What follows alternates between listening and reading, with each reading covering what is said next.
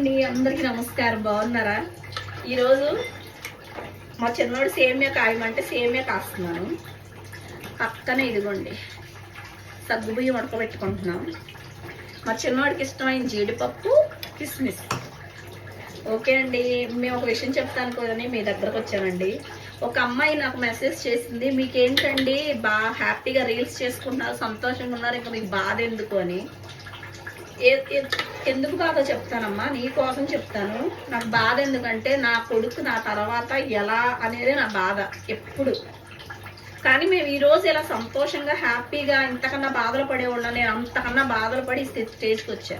25 సంవత్సరాలు తినటానికి లేకపోతే బార్కి తీసుకెళ్ళి మా నాన్నకు చెప్తే మా నాన్న బార్లో పెడితే చిన్నోడు చంటి పిల్లోడు, వాడిని వదిలేసి నేను పనికి వెళ్ళే స్థితిలో లేదు. వాడికి అన్నీ నేనే చేయాలి.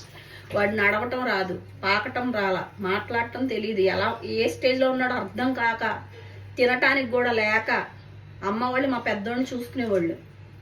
చిన్నోడిని నేను ఏదో మా అత్తగారు అంతంత ఇచ్చేది.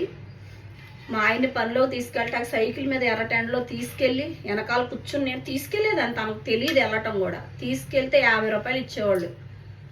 నాకు పాటలు పాడటం వచ్చు, నేను సంపాదించగలను తెలుసుకుని సంపాదించడం మొదలుపెట్టి 25 సంవత్సరాలకి ఇవాళ నాకు హెల్త్ నా హెల్త్ గురించి నేను పట్టించుకోకుండా కష్టపడి పిల్లల్ని స్థితికి తీసుకొచ్చి ఇవాళ నేను హ్యాపీగా కొన్ని రోజులు ఇంట్లో ఉండాలి. నా ఆరోగ్యం పాడైపోతుందని తెలుసుకుని నేను ఇంట్లో ఉండి ఇవాళ పిల్లలతో హ్యాపీగా ఉంటున్నాను. అన్ని ఇంట్లో వండుకుని తినాలి, బయట తినకూడదు. కష్టపడటమే జీవితం కాదు, కొంచెం మన హెల్త్ కూడా చూసుకోవాలని. ఓకేనమ్మా? ఏం కాదు, సేమియాలో లేదు. అన్ని బాధలు పడి మేము ఇవాళ హ్యాపీగా ఏం లేము. కొన్ని నెలలు రెస్ట్ అంతే, మళ్ళీ వెళ్ళాలి నేను. అలా ఎందుకు హ్యాపీగా ఉంటే అలా కామెంట్లు పెట్టాలని ఏమన్నా ఉందా? బాధపడ్డానంటే నా బిడ్డ గురించి నా బాధ ఎప్పుడూ ఉంటుంది. నేను ఎంత సంతోషంగా ఉన్నా సరే నాకు బాధ ఉంటుంది. మేము ఎన్ని కష్టాలు పడ్డాం. చాలా థ్యాంక్స్ అండి, మమ్మల్ని సపోర్ట్ చేసే ప్రతి ఒక్కరికైతే థ్యాంక్ యూ. మా చిన్న